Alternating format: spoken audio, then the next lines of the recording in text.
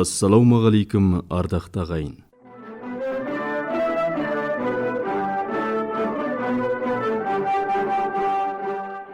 Байнөлге аймағының бұқаралық радиосы кезекті хабарын ұсынады.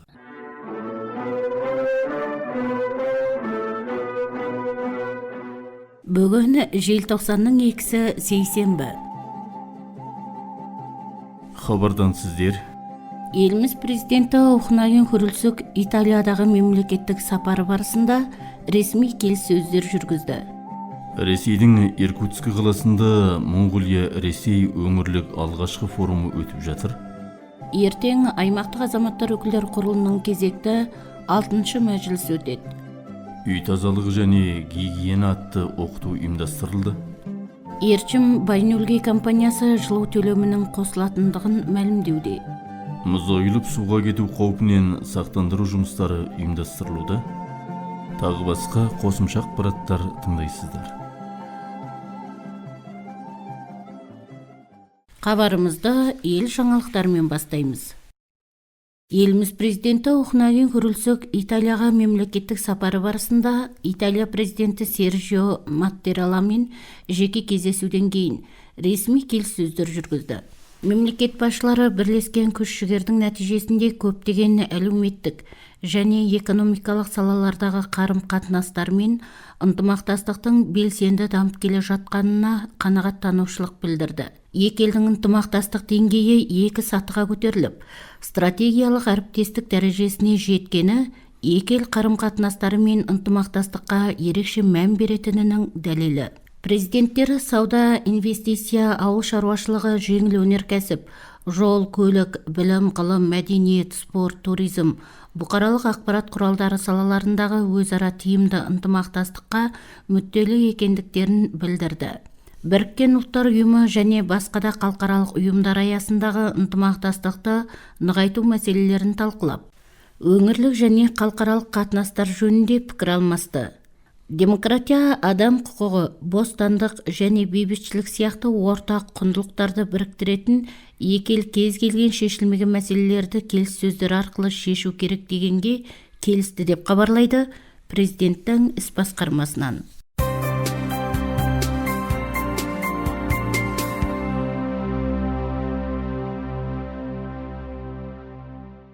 Ресейдің Иркутск қаласында Монғолия-Ресей өңірлік алғашқы форумы өтіп жатыр.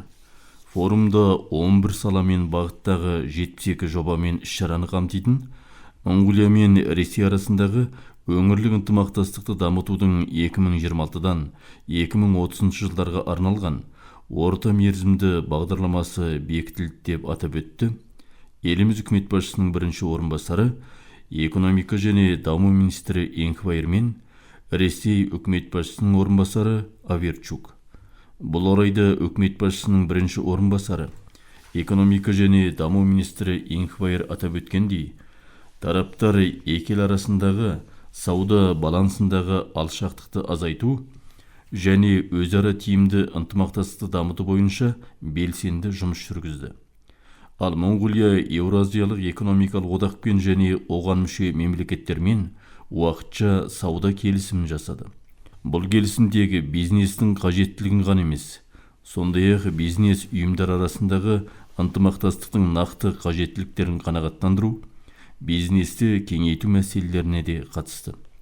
Шекара және кеден деңгейіндегі қиындықтарды азайту және инвестициялық ағындарды арттыру, жаңа әріптестік орнатуға, өзара тиімді бірлескен жобаларды іске қосуға кең мүмкіндік беретіндігімен ерекшеленеді. Монғолия-Ресей өңірлік форум аясында Монғолия мен Ресей арасындағы сауда өнеркәсіптік ынтымақтастықтың мүмкіндіктерін ашу, Еуразия кеңістігіндегі қарым-қатынастарды дамытудағы Монғолия мен Ресей өңірлерінің рөлі, Монғолия мен Ресей арасындағы туристік мүмкіндіктерді дамыту сынды тақырыптарда хабарламалар жасалып, сұрақ-жауап түрінде талқылаулар жүргізілді. Форум барысында екі елдің мемлекеттік және жекеменшік салаларының 250-ден астам өкілдері қатысқан кездесулер өтті деп хабарлайды экономика даму министрлігінен. Көлік құралдарының басқа адамның атына аударылуы енді электронды түрде жүзеге асырылады. Бұл даяшылықта электрондық жүйеге көшіру арқылы енді e-Монголия құрылымын пайдаланып, 5-10 минут ішінде сұраныс жіберіп электронды көлік құралдары куәлігін алуға болады.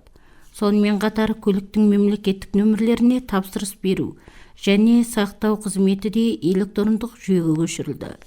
Бұрын азаматтардың көліктерін басқаның меншігіне өткізу мен иесінің атын өзгерту даяшылықтарын алу үшін нотариатпен куәландырылған сату шарты болуы және автокөлік ұлттық орталығының бөлімшесіне денелей өзі баруы қажет болатын.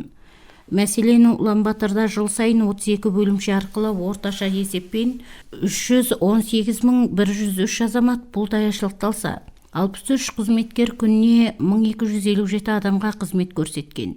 Көлік құралдарының басқа адамның атына аударылуын электрондық жүйеге көшіру нәтижесінде мемлекеттік даяшылықтары ашық, қолжетімді және жедел болып, азаматтардың уақыты мен қаржыларын үнемдеуде. Сондай-ақ бұл көлік құралдарын тіркеу және иеленуге қатысты дауларды азайтудың да маңызды қадамы деп хабарлайды электрондық даму, инновация және байланыс министрлігінен. Денсаулық министрлігі тұмау мен тұмауға ұқсас аурулардың жағдай туралы ақпарат ұсынды. 2025 жылғы 1 желтоқсандағы жағдаймен еліміз бойынша 3401 бала ауруханаға жатқызылды. Оның 89,2% немесе 3035 бала тыныс жолдарының тітіркендіргіш ауыр инфекцияларына байланысты болды. Бұл өткен күнмен салыстырғанда 38,1%-ға өскен көрсеткіш. Оның 72-сі тітіркендіргіш ауыр инфекциямен ауырған жүкті әйелдер. Балалардың жедел көмек бөліміне қаралған 3238 баланың 77,3% немесе 2502 бала тұмау және тұмау тәрізді аурулармен сырқаттанғандар. Бұл өткен күнмен салыстырғанда 37,9%-ға өскен көрсеткіш. Еліміз бойынша науқастарға 2518 төсек орналастыру жоспары жасалды деп хабарлайды Денсаулық министрлігінен.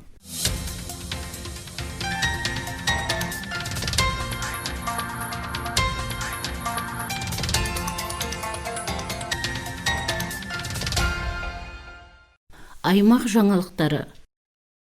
Ертең аймақтық азаматтар өкілдер құрылының кезекті 6-шы сессиясы өтеді. Аталмыш сессияда қандай мәселелер сөйлесіледі? Бұл жөнінде аймақтық азаматтар өкілдер құрылының өкілі, аймақтық азаматтар өкілдер құрылымындағы демократиялық партия тобының басшысы Бекболат Бұғыбайұлы былай дейді. Ертеңгі сессия болғанда мынау жыл соңында сессия. Енді жыл соңында негізгі сөйлесетін мәселе бір жыл бойы аймақ әкімінің атқарған жұмысына қорытынды беру, соны бағалау, қайта ары қарай келесі бір жылда істейтін жұмыс жоспарын бекіту болады.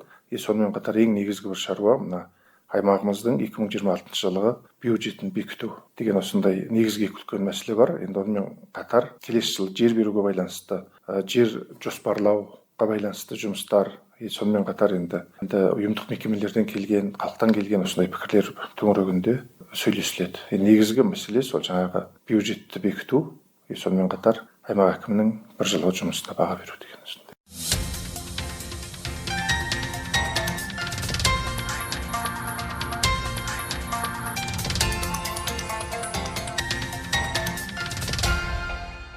Аймақ орталығындағы кейбір ауыл үйлері мен пәтер үйлері үй мекемелерді жылумен қамтамасыз етіп отырған Ерчім Байнөлгей компаниясы биылғы жылы қыс әзірлігін ертеден қамтамасыз еткен көрінеді. Жылу станциясынан берілетін жылуды жақсарту мақсатында жаз мезгілінде қала орталығының кейбір жылу құбырларын жаңалаған. Осы орайда Ерчім Байнөлгей компаниясының атқарушы директоры Тілеуберді Мұратұлы жылу мәселесіне байланысты тағы да қосымша мәлімет берді. Жылу станциясы қазір 4 пешіміз, 2 пеш дайындықта, 14 тонна көмір, 3 айдың қоры. Биылғы қысқы дайындығымыз 80-нен 90%-ке дейін биылғы дайындығымыз жақсы. Жалпыламай пешіміздің қуаты болғанда 56 мегаватт деп жүреді. Аймағымыз болғанда бір 32 мегаваттпен дейді. Ары қарайда бізде сол жаңағы пеш жағында жылу қуатымыз жеткілікті. Жылда айтылып жүретін мына Талбайдың астындағы құбырды ауыстыру деп айтып жүргеніміз, биыл соны істедік. Осы нәтижесін көріп жатырмыз қазір. Биылғы жылдың өзінде 10 шақты пәтер үйлер, 9дай мекемелер осындай қосылды. Биыл осы жылуымыз сәтті, жақсы жұмыстап жатырмыз. Ары қарай дейін күн райы күрт төмендеп кететін жағдай болса, осы мүмкіндіктеріңіз қандай толыққан жеткілікті ме? Ары қарата қыстың қиыншылығынан қысылмай өтетін мүмкіндіктеріңіз қанағатты ма дегендей. Қазіргі таңда бізде сол 4 пеш бар. Қазір 2 пешпен жүріп тұрмыз. 2 пеш дайындықта. Күн суытқанға байланысты 12 айдың бірінен бастап қайтадан бір пешімізді қосамыз. Дала алу 20-дан асатын болса, қайта бір пешімізді қосамыз деген сияқты. Біз енді мына диспетчер үндісіне төп деп айтады. Ақпаратпен қамдап отырамыз. Сол жердің несімен пешімізді қосып, ауа райын күрт суытатын болса, пешіміз қосқанға әзірлігіміз дайын қазірше. Яғни сіздер содармен тығыз байланысты жұмыстайсыздар? Иә, біз содармен тығыз байланысты жұмыстаймыз. Ауа райына байланысты қалай отты нешемен жағады, нешемен кетеді деген бәрін бізге толыққанды береді. Сол бойынша біз қорым бойынша жұмыстап отырамыз қазір. Бізде енді қазір сол көп жылдан бері айтылып жүрген мына алаңдағы құбырды үлкейтсек ары қарай қосамыз дедік. Биыл енді мына қайтадан қалпына келтіру дәкін-төлділік деп айтып жүреміз ғой. Ең ұзақ Хапи тауын дейді, Залығыз қотқын дейді. Осы жерге 90 үйдеген үшеу деген сияқты үлкен орын-сустар түскенге байланысты бізде де құбырымызды үлкейтіп жатырмыз. Пештің қуаты жақсы, тек құбыр үлкейту керек жұмыстар бізде. Енді әрине кейбір жақтарына бере аламыз, кейбір жақтарына бере алмаймыз дегенді аймақ әкімшілігіне мына қазір албыға бергенбіз. Осы жағын орын су салатын болса бізде мүмкіндігіміз бар, мына жағына салатын болсақ мүмкіндігіміз жоқ деген қағазды бергенбіз. Ал енді жалпыламай айтып отқанға қарағанда бізде жәнегі пештің қуаты 56 мегаватт деп жүреді. Қазір аймағымыз болғанда 32. Енді әлде біраз бізде жылумен әлде қосу, ары қарай үлкейту мүмкіндіктеріміз бар. Ерте салынған мектеп үй мекемелердің жылударының құбыры ескіріп кеткен, бұлар шіріп кеткен, ауысатын кейбіреуінде мүмкіншілік те жоқ, қаржы мәселесі шешілмей жатыр деген осындай мәселелер айтылып жүр ғой. Жалпы осы мәселе түбегейлі шешіліп бітті ме? Осы құбыр ауыстыру жұмысы қаншалық деңгейде біздің аймағымызда жүзеге асып отыр? Біз енді жалпы құбыр ауыстыруды болғанда компаниясының өз қаражатымен жылда жөндейміз, құбырды шығарып алып. Ал енді жалпы айта кеткенде бізде мына 3-ші алпыс, 1-ші алпыс дейді. Кезіндегі үйдердің системасы бөлектеу тартылған, өзінің астында насос болу керек деген сияқты нәрселер бар. Осы бойынша біз холичный насосный систем дейді, насос, жартылай насоспен айландыру системасымен қайтадан бір-екі жерлерге тұршылық істеп жатырмыз. Тәжірибе ода сәтті болып жатыр. Енді сол бұрынғы мына қоржынтам деп айтамыз, өлшілге жүргізіп тұрған жерде 60 жағында солар мына кетіп тұрған құбырдан төте кесіп алғаннан болып, оны сустарға жетпей қалатын жағдайлар бар. Соған осындай холичный насосный систем дегенге қайтадан көшіп жатырмыз. Биылдан бастап техникалық үстелдейміз, рұқсат қағазына соны жазып түсіріп кетіп жатырмыз. Аймақ орталығында көп қабатты тұрғын үйлер саны жыл санап артып отыр. Сондықтан ары қарай жылуды даладағы суық мөлшеріне қарай сәйкестіріп беруді жоспарлап жұмыстай бастадық дейді Ершім Байнөлгей компаниясының атқарушы директоры Тілеуберді Мұратұлы.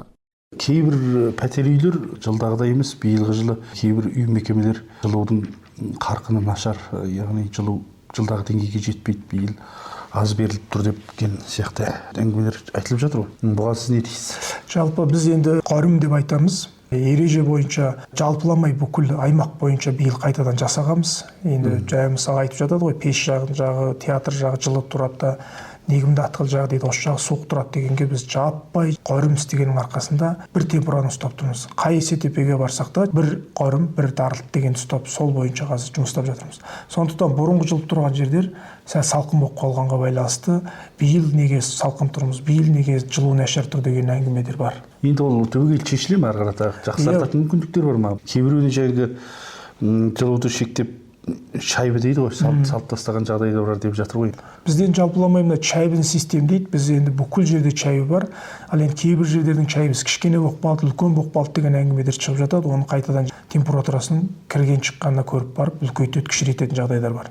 Ал біздің жалпы айтар нәрсе, енді ауа райының суытқанына байланысты пештен градусты қоса береміз деген әңгіме. Яғни жылдағыдай емес, белгілі мөлшерде сырттың температурасына қарап қосылады деп түсінуге болады ғой. Иә. Сыртқы даланың ауа райына байланысты, суытқанға байланысты пешті градусын қоса береміз дегенге байланысты әңгіме. Енді төлем мәселесіне тоқталайықшы. Жалпы төлем мәселесі көптен бері айтылып жүрген мәселелердің бірі ғой. Осы төлем мәселесі қаншалық деңгейде реттеліп жатыр? Енді төлем қосылуы мүмкін дегенде әңгімелер бар.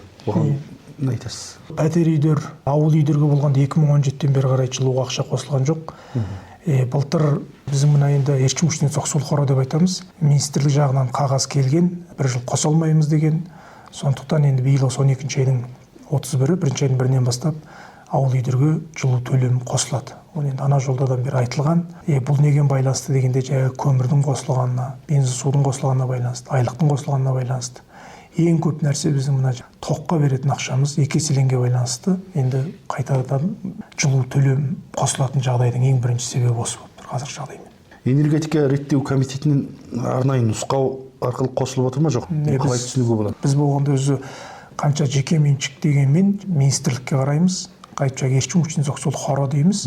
Реттеу комитетіне қараймыз. Содардан тоқтол жаңағындай қабылдау шыққаннан кейін сол бойынша жұмыстаймыз. Ауыл үйден қаншамен аласың, мекемеден қаншамен аласың, жаңағы төсітпай ауыл деп айтамыз. Бюджеттік ұйымдықтардан қаншамен деп аласың деген қағаз бойынша келеді. Сол бойынша халыққа таныстырамыз.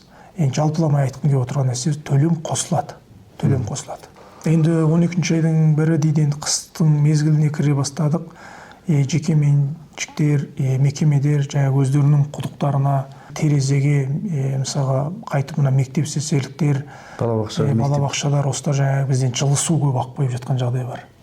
Осыны оған кішкене шектеу қойса, біз енді мына жерден су төгіліп жатыр деген сөз, ана жақтан суық су қосып жатырмыз деген сияқты біздің ісімізге, жаңағы жұмысымызға кішкене бөгеттіліктер, ауыртпашылықтар болып тұр. Ал енді халық назарына баяғы біздің де енді осы жылу станциясын қолдап, төлем ақысын уақытында салып тұрса деген халыққа бір өтінішіміз бар сол жағында. Алдағы уақытта жылу төлемін қосуды жоспарлап отырмыз. Ауыл үйі мекемелерге жылу талапқа сай беріліп отырғандықтан, ең алдымен азаматтары өз үйлерінің жылулығын қамтамасыз етіп, бізбен бірлесе жұмыстаса дегенді Тілеуберді Мұратұлы атап өтті.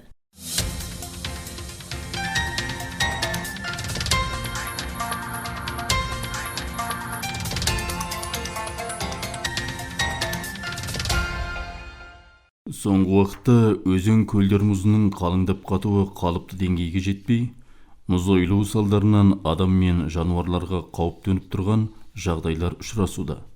Осыған орай елімізде төтенше жағдайлар бас басқармасы, аймақтық төтенше жағдайлар басқармасы алдын алу шараларын ұйымдастырып, тұрғындарға мұз ойылып суға кету қаупін түсіндіру жұмыстарын ұйымдастырып келеді.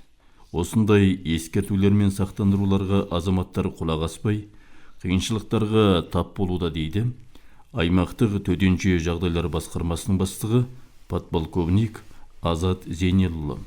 Осы мына қыс мезгіл басталғанға байланысты жалпы еліміз көлемінде қазіргі жағдайда 17 реткі өзен көлдің мұз ойылып, адамдар техникасымен мұзға кеткен деген осындай апаттық тіркеулер бар. Аймағымызда қазіргі жағдайда соңғы 15 қонақтың ішінде 3 реткі осындай қауіпті жағдай орын алған. Жыл сайынғы мамандық ұйымдардан ескертіп келе жатқан ауа райын бақылау ұйымы деген мамандық ғылыми ұйым.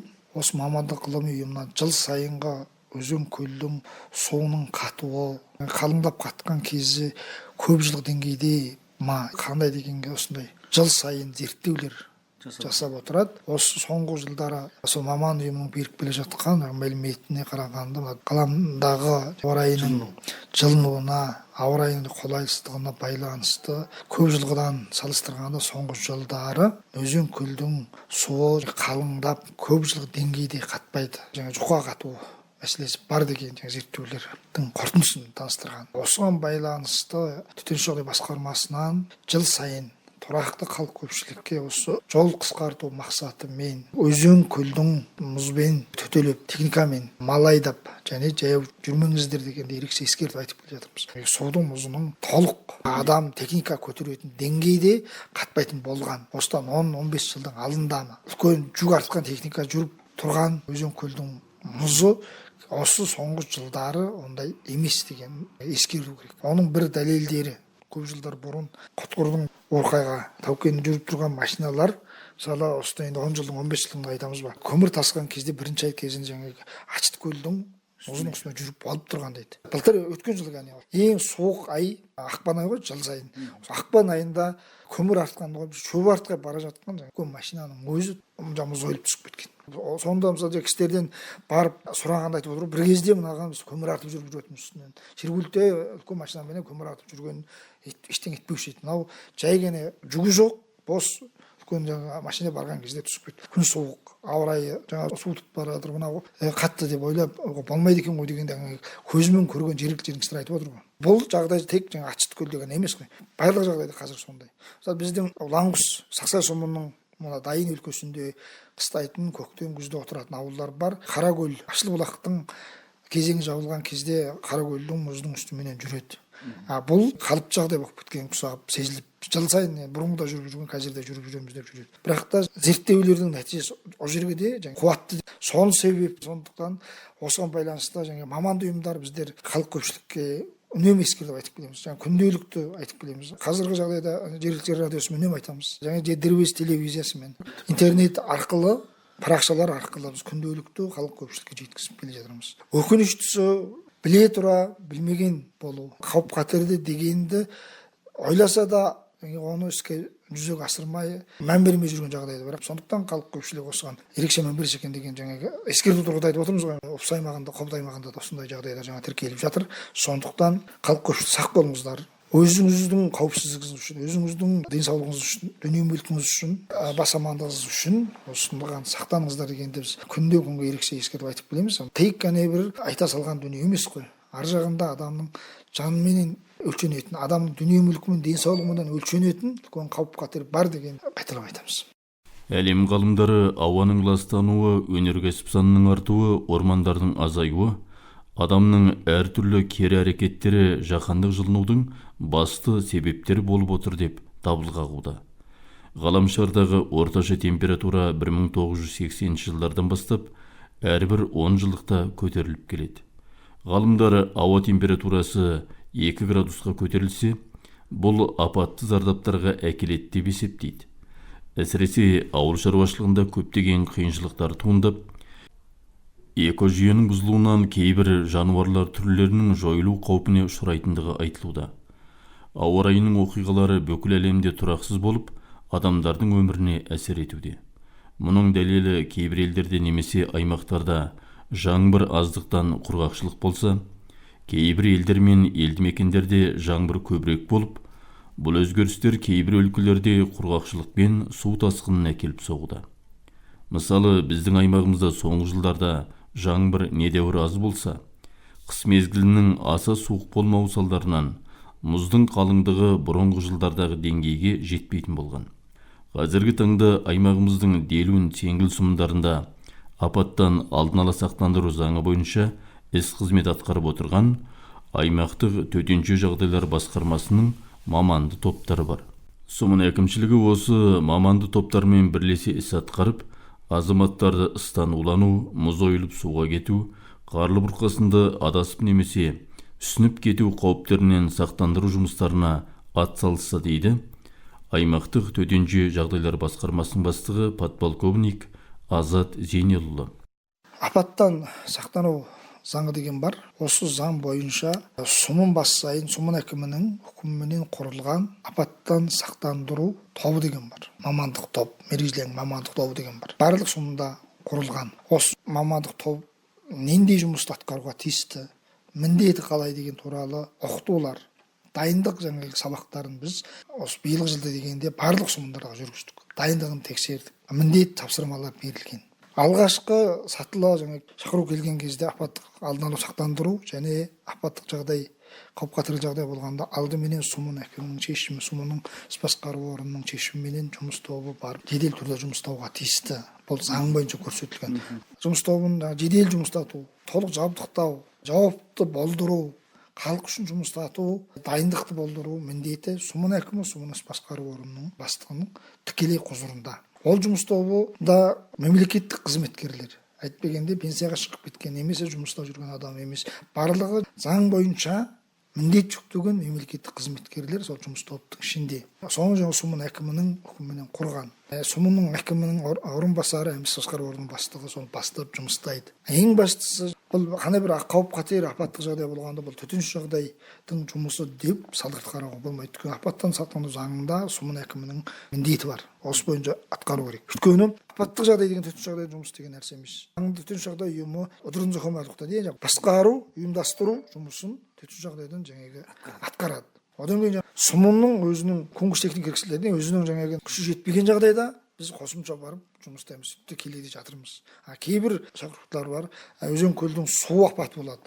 Су апаты дегеніміз адамдар өзен көлдің суына кетіп қалады. Ондай кезде біз қайткен күнде сумунун мамандық үйреніп бар жұмыста деп айтпаймыз. Өйткені оған қайтып дайындалған, жабдықталған адам жұмыста қойса. Оған біз төтенше жағдай басқармасынан жедел түрде барып ол қызмет атқарамыз. Мысалы әсіресе мына ауа райының байланысты, қыс жағдайына байланысты. Мына өзен көлдің мұзы, суының апаты, жаңағы ауа райының қолайсыз жағдайлары, кейбір төтенше жағдай ұйымының бөлімшесі жоқ сумындарда шыққан өрттерді сөндіру жұмысын ең алдыменен атқаруға дайын болуға тиісті сумынның мамандық ұйымы. Өрт деген нәрсе адамды төтенше жағдай келген күтпейді. Өрт қаупі секундпенен өлшенеді. Сонда 100 километрдегі төтенше жағдайды ұйымын шақырып қойып тұрғызу керек па, жоқ әлде сол жердегі адамдар жұмылып сол шыққан өртті тез сөндіріп адамның жанын дүние мүлкін құтқару керек па деген жаңағы нелер бар мысалы. Сол тұрғыда заң бойынша көрсетіліп берген нәрсе. Дайындықтары өте жақсы жұмыстайтын, дайындығы жоғары, кім не істеуге білетін, жұмыс міндеттерін білетін, мықты жұмыстап тұрған сумунның мамандық ұйымдар, сумунның басқармалар бар. Өзінің заң жүзінде көрсетілген мәселені бірінші атқаруға тиісті. Біз артық нәрсе айтпаймыз. Апаттан сақтандыру туралы заңында сумун әкімі қандай міндетті? Осы міндеттерді атқарыңыздар дегенге талап қоямыз. Айтпыз, біз артық ауқыстерге талап қоймаймыз. Заңда көрсетілген міндетін сол заң жүзінде атқару керек деген талапты біз қоямыз. Сонымен қатар ыстан уланудан алдын ала сақтандыру жұмыстарында ұйымдастырып, ауыл үйлерді аралап, пеш моржаларына бақылау жасау, кемшіліктерді жою жұмыстары ұйымдастырылып жатқандығында аймақтық төтенше жағдайлар басқармасының басшысы атап өтті.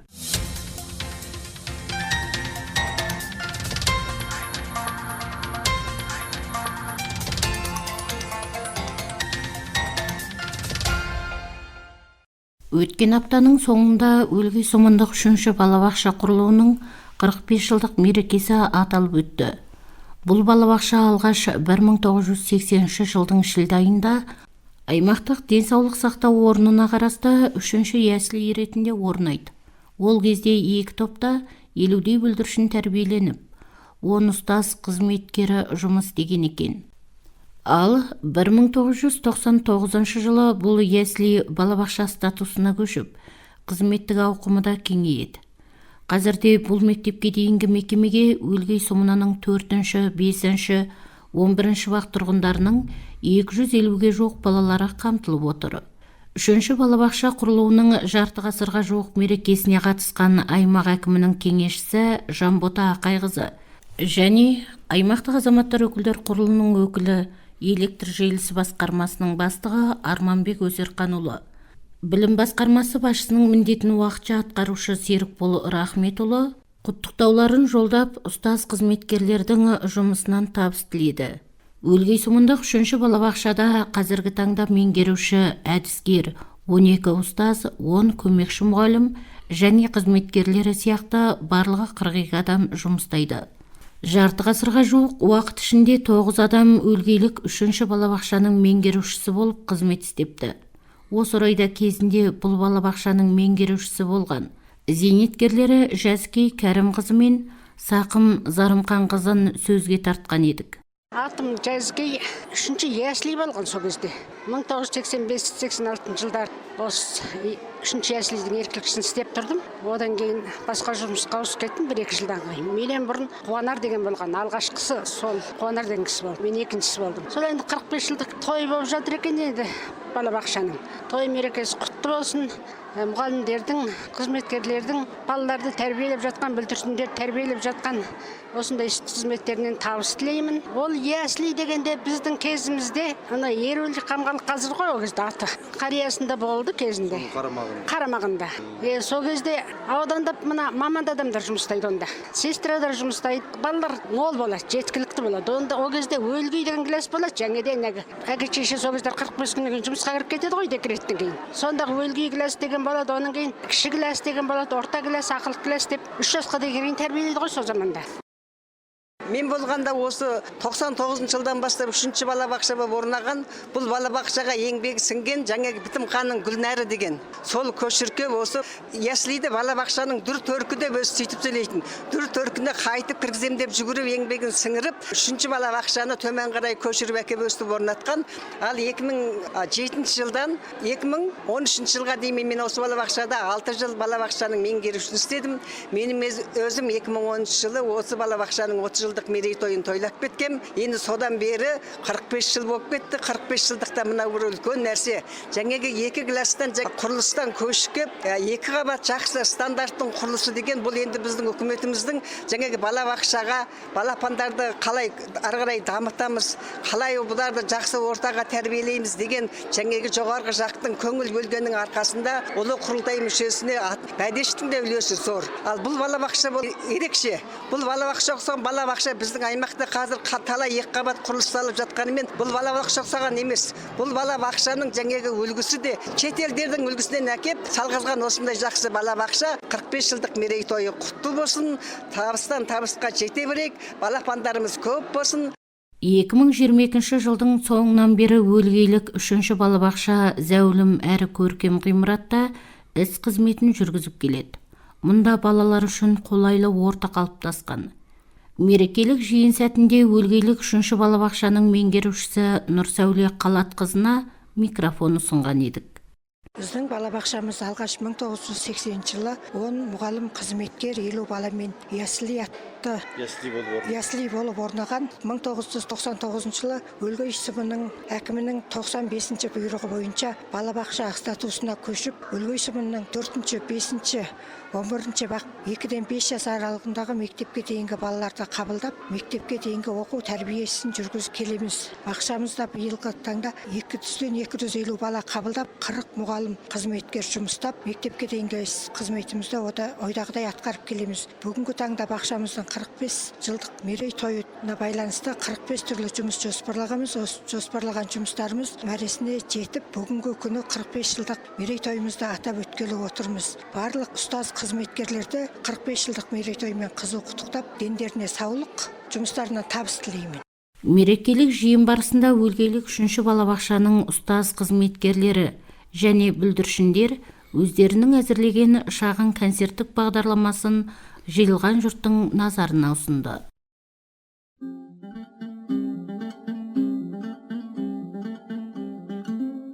Ауа райының болжамы.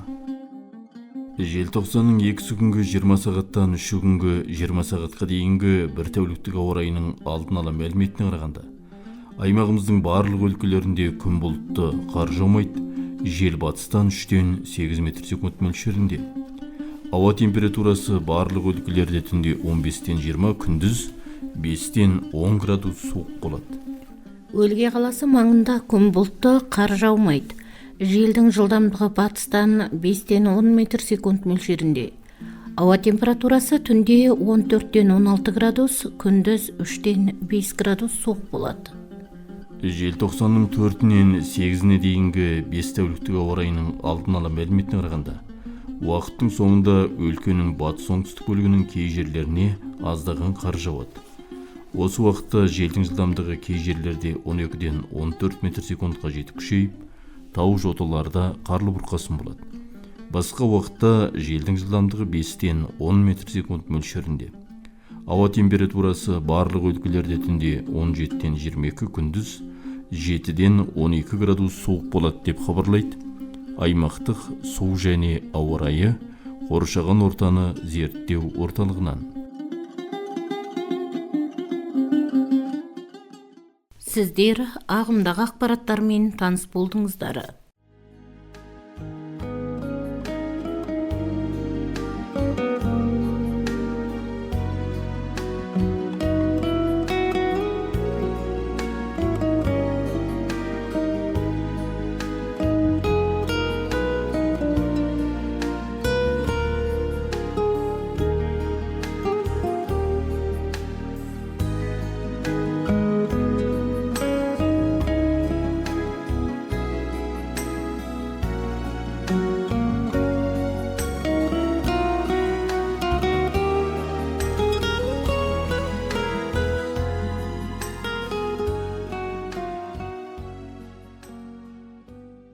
Кеше мемлекеттік даяшылықтың біріккен орталығының мәжіліс залында аймақтық бала отбасы дамуы қорғау басқармасы үй тазалығы және гигиена атты жорға аясында ата-аналарға оқыту ұйымдастырды.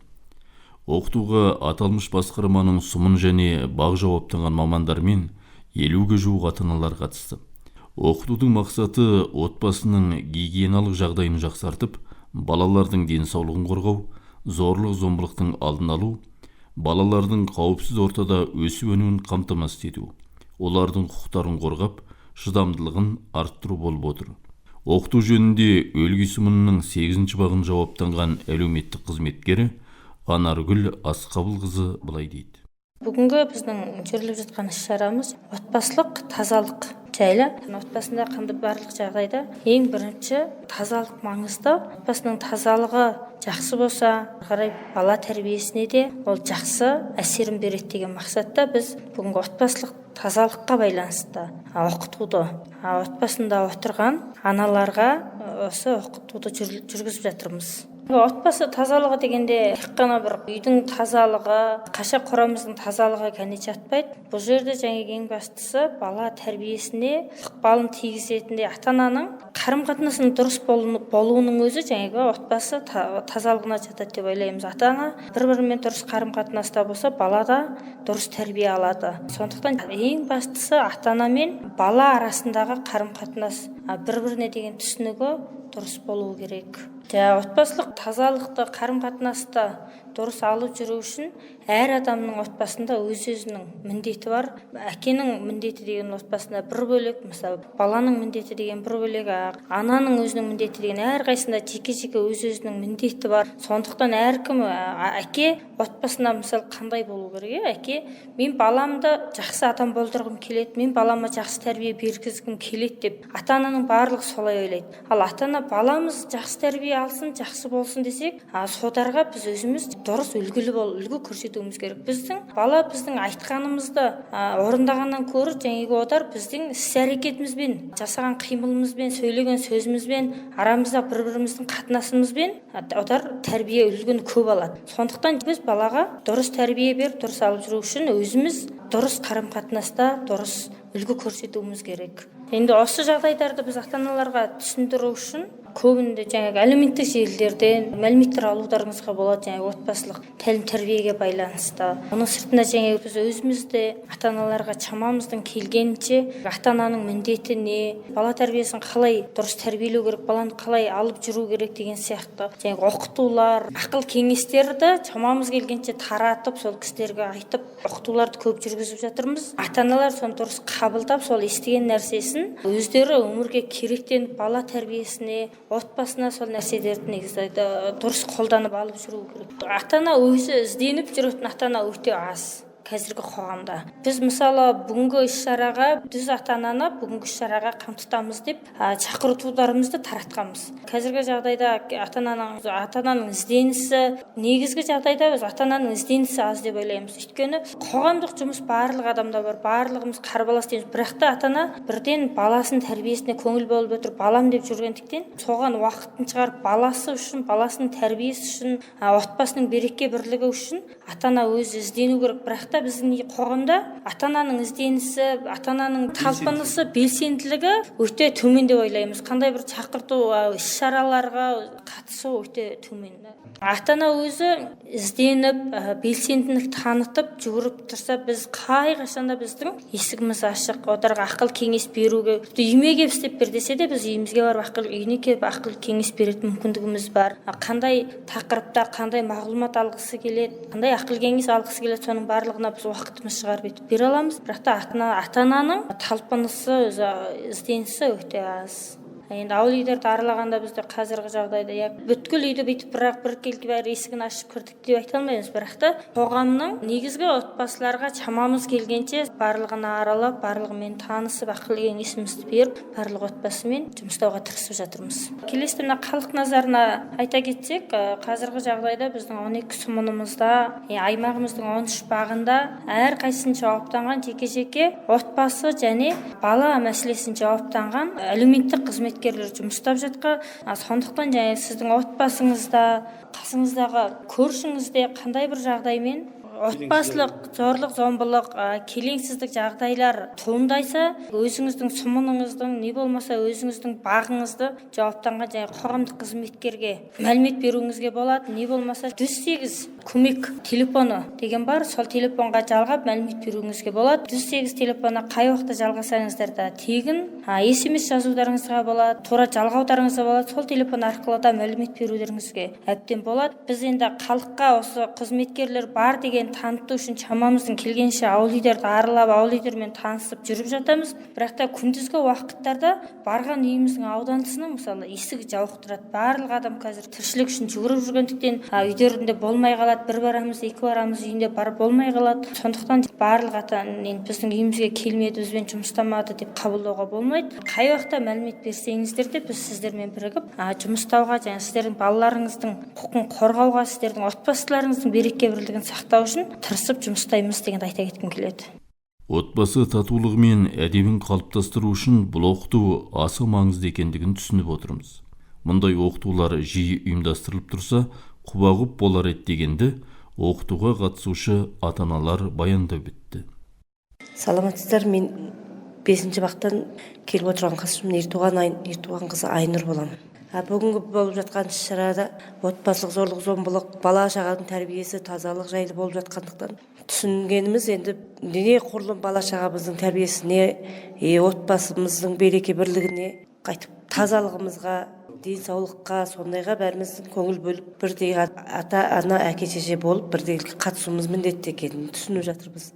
Көбінде қазір бала шағаның ортасында неше сияқты нәрседе болып жатады. Әке-шешенің ортасынан төбелескен сөздердің барлығы да біздің бала шағамызға, арт жақ отбасымызға зиянын тиіп жатқандықтан, болса жағдайымызға қарай артық ауыз сөзімізден тартып өзімізге ие болып, өзімізді тәрбиелеп, одан ары қарай бала шағамызды келешек ұрпағымыз аманат болғандықтан, соның жақсы өсіп өну үшін, соның тәрбиесіне адамгершілікпенен атсалуымыз керек екен. Менде 4 балам бар. Оларға болғанда болсынша, бірінші сабағыңды жақсы оқы. Екінші аға бауыр болып, бір-біріңе берекет бірлікте болыңдар. Үшіншіден әкеңді, шешеңді сыйлап үйрен. Төртінші тазалыққа, көбінде тазалыққа мән бер, өзіңе өзің ие бол. Қандай бір дос жараның арасында төбелес шығатын болса, қандай бір жақсылық, жаманшылық болатын болса, дереу ата-анаңа, мұғаліміңе ескертіп, көбінде өзіңді өзің дұрыс алып жүретіндей, үлкен өзіңе өзің ие болып шыдайтындай азамат бол деп тәрбие беремін.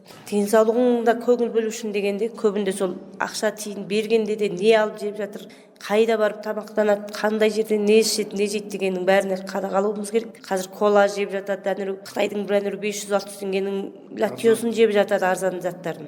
Соның бәріне қадағалауымыз керек. Содан кейін өз жүрген тұрған, ұстаған керектенген нәрселеріне дереу тазалық жасату үшін сондайға тәрбие береміз. Мектеппенен бірігіп жұмыстаймын, жылда мектепке барып, мұғалімдермен сөйлесіп отырамын, балаларым осы сағатта сабаққа кетті, өстіп қалды, ауырып қалды деп мұғалімдерге айтып отырамын. Сағат минутында шақырғанда жиналыстарына барып отырамын. Бірігіп жұмыстап жүріп. Бүгінгі жиналыс өткізіп жатқан кісілерге Алла разылығы үшін рахмет. Енді айтып жатқан неден, сол гербилин күчіркелден, неден оққан нәрсемізді енді үйге барып соны жасап, күйеуімізге ой осындай болмайды екен, осы дұрыс екен дегенді бізде үйге барып айту жағын ойлап сондай түсінік алып жатырмыз. Жарайды, мен Мәуілтұлы Батыр деген кісімін. Өлгөй сұмын 13-ші бақтан қатысып тұрмыз. Отбасы балалар ұйымына жүргізіп жатқан жинасқа қатысып жатқан жайымыз бар. Бірінші отан өзінің отбасынан басталады ғой. Адам баласы өз баласын қалай тәрбиелеу, бірінші ата-ананың өзіне байланысты. Ата-ана қалай тату тәтті болса, оны көрген бала шағада сол ата-ананың тәрбиесін алады ғой деп ойлап отырмын. Енді мына жаңа жүргізіп жатқан балалардың жүргізіп жатқан емелері өте түсінікті түрде жүріліп жатыр екен. Бірінші мысалы мен енді адам өзіне кәмелет жасқа толғаннан кейін жарын таңдау өзіме деген. Екі адам тату болса, содан кейін оны көрген бала шағада соны ұяда нені көрсе, шыққанда соны істейді ғой. Айланып келген бірінші ата-ана арақ ішпеу керек, өтірік айтпау керек. Сабағына сесерліктен тартып, мектеп жасына барғанша тәрбиелі деген ата-анаға байланысты ғой. Сол балаға ақылын айтып болса, өздері отырғанда чай үстінде осындай тәрбиелі болу керек, осындай болу керек деп айтып отырса, оны көрген бала шаға келешекте жақсы азамат бола ма деп ойлаймын. 8 балам бар. Сол енді балаларым алды, үйленіп, үйлі баранды болып қалды. Біріне өтірік айтпа, ұрдық істеме, біреудің алажыбын аттама дейміз. Енді өтірік айтпай, арақ шарап ішпей жүрсе, бала шаға енді осы кезде көз ашық заман, бүкіл нәрсе ғылым техника жетілген заман. Оғады ғой деп білемін енді балалар. Сол мұғалімдермен үнемі неметіп отырамыз. телефонмен сөйлесіп қандай болды, сабаққа барды ма, үлгерді ме қандай дейді. Өзіміз енді қалаға да жұмыстап кетіп қаламыз, баяғы бір тұрақты ұстап тұрған жұмысымыз жоқ. Бала шағаны асырау деген оңай емес, әке шешеге байланысты. Сол кезде мұғалім үнемі жалғап отырамын, мен өзімнің балаларым қайтты, сабақ үлгерімі қандай деп. Енді сол мұғалім мен екінші ата-анасы мұғалім ғой, ұстаздар. Сөйтіп немесе бала түзу болады ғой деп ойлай беремін. Енді осы мына жүргізіп жатқан отбасы балалар қорғау ұйымының көптен көп рахмет. Енді маманды балалар екен бәрі. Енді бізге көп нәрсені ұқтырып жатыр, түсіндіріп жатыр. Енді көп нәрсе түсініп білдік деп ойлап отырмын енді. Аймақтық бала отбасы дамуы қорғау басқармасынан ұйымдастырып отырған үй тазалығы және гигиена атты жорға аясындағы оқытуға аймақ орталығының әр бағынан 5 отбасы қатысады деп жоспарланған болатын. Алайда көп отбасының өкілдері іс-қызмет бабымен бұл оқытуға қатыса алмай отыр дейді аймақтық бала отбасы дамуы қорғау басқармасының 5-ші бақты жауаптанған әлеуметтік қызметкері Бердігүл Бақытқанқызы. Біздің бүгінгі іс-шарамыз гере әрі өтегірба ашчыны ері өлақой.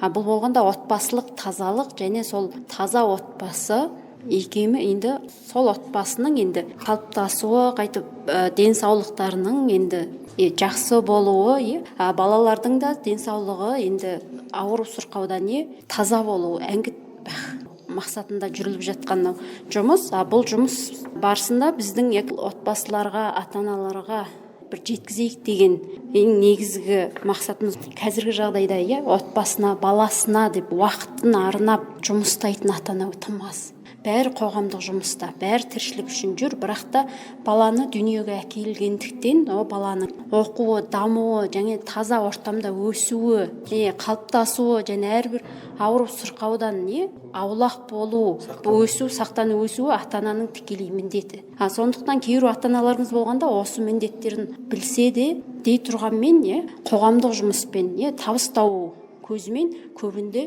немқұрай қарап жатады. Сол жағдайдан болып қазіргі неше түрлі ауыру сырқаудар болып шығып жатыр.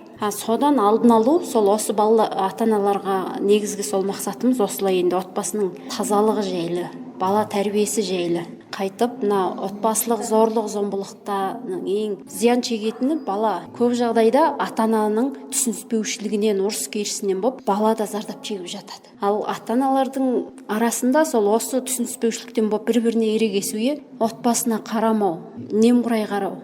Осы жағдайда балалар көбінде тыс қалып жатады. Осы ата-аналардың осындай көзқарасынан болса, ұрыс керісін бұл зорлық зомбылықтың алдын алу үшін балалардың құқығын қорғау болса, балаға енді дұрыс қоғамдық тәрбиені жеткізу мақсатында жүргізіп жатырмыз. Келесі неміз баланың өзінің бала күнінен тазалыққа баулып өсуіне енді ата-ананың рөлі енді зор. Сондықтан ата-аналар өздері ізденіп, өздері үйренген жағдайда баланы да дамыта алады. Ата-ана өзі дамымай, баланы дамыту мүмкін емес болады. Сол тұрғыдан біз ата-аналармен жұмыстапсақ, ата-аналар мына жерден 10 сөз айтсақ, 10 сөзден болмаса, тым болмаса біреуін миына тоқып қағып алса, ертеңгі күні істеп жүрген әрбір істен қателігінен болмаса, бізге де енді сырттай айтпаса да іштей түйіп алады. Менің істеп жүрген іс-әрекетімде осындай екен.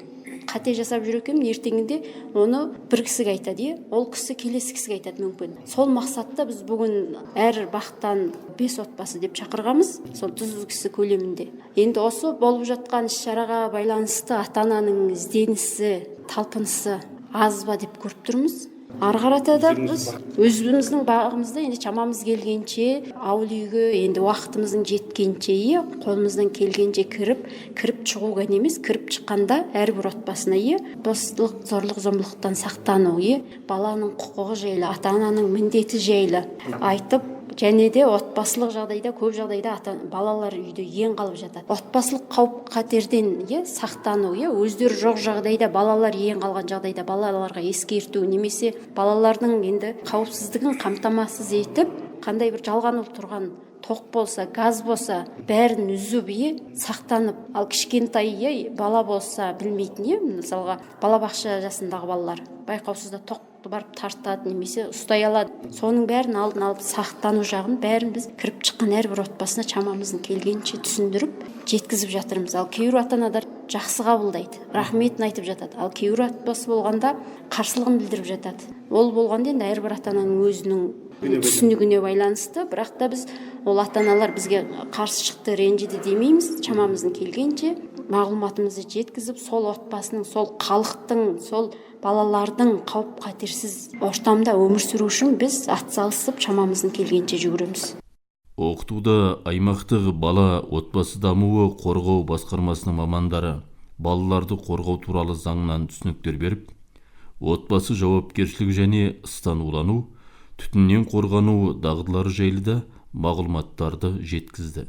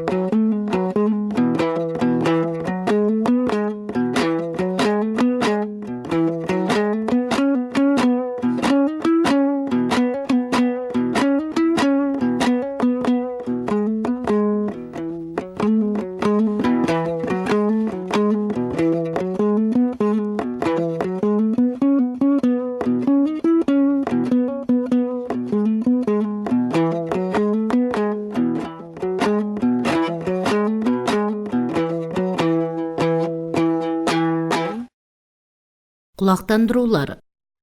9 айда улан құсымын түбінен арқасына мүйізіне қара сыр жаққан ақбас, алаяқ құнажын шығары және арқасында ақсырмен қосу жазған қызыл ұрғаш тайынша жоғалды. Көрген білген кісілер болса 94 37 20 47 телефонына хабарласыңыздар. Мол мөлшерде сыйлығы бар. Мәлімет берушінің есімі құпия сақталады. 11 айдың басында теңгілдің қатуынан жылқыдан кітаңбалы сарбауыр, қарагер тубие және ескіше ха және кітаңбалы тортөбел құнан барлығы 2 жылқы жоғалды. Көрген білген адам болса 95 50 81 18 телефонына хабарласыңыздар. Арнаулы сыйлық бар. Дәстүрлі массажбен емдеуші аға дәрігері доктор профессор елімізге еңбек сіңірген дәрігері Тұлымжап аймағымызға келіп сырқаттарды қабылдап, ауруын анықтап, емдеу даяшылықтарын жасауда. Мұнда тамыр ұстап, ауру анықтау, барлық денеге массаж жасап, ми мен бас қысым көбею, миға қан құйылу, сал болу, аяқ, қол, арқа, жұлын, отадан кейінгі қалпына келтіру, буын, арқа, аяққа ота жасайтындар, сондай-ақ балалардың кейбір ауруларын массажбен емдеп кеңес береді. Мекенжайы Делуын асханасының ар жағындағы 3 жолдан оңға айланғандағы 2 қабат ақ үй. Байланыс телефондары 88 02 42 66, 88 63 86 99, 99 32 77 97. Тірлік базарының алдында орналасқан Макс аяқ киімдер дүкенінде әйелдер мен ерлердің және балаларға арналған жаңа стильдің тері етіктері сатылуда. Мұнда 200 000 төгіріктен жоғарғы бағада тері етік сатып алсаңыз, бір дана ангор түбіт шұлығы сыйға беріледі. Қырсымындарға таксиге салып жібереміз. Байланыс телефоны 99 42 14 14. 11 айдың 30 күні Жаңауыл жаңа ашылған 8-ші мектеп жақтан еркек күрең қасқа тай жоғалды. Көрген білген адам болса 85 11 36 75, 99 40 85 52 телефондарына хабарласыңыздар. Арнаулы сыйлығы бар.